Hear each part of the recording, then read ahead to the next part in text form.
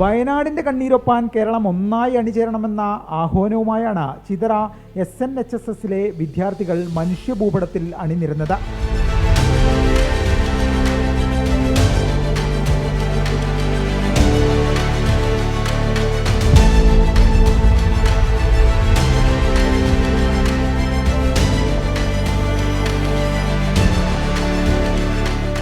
ആയിരത്തി 100-ലധികം വിദ്യാർത്ഥികൾ NSS യൂണിറ്റിൻ്റെ നേതൃത്വത്തിൽ സംഘടിപ്പിച്ച പരിപാടിയിൽ പങ്കെടുത്തു.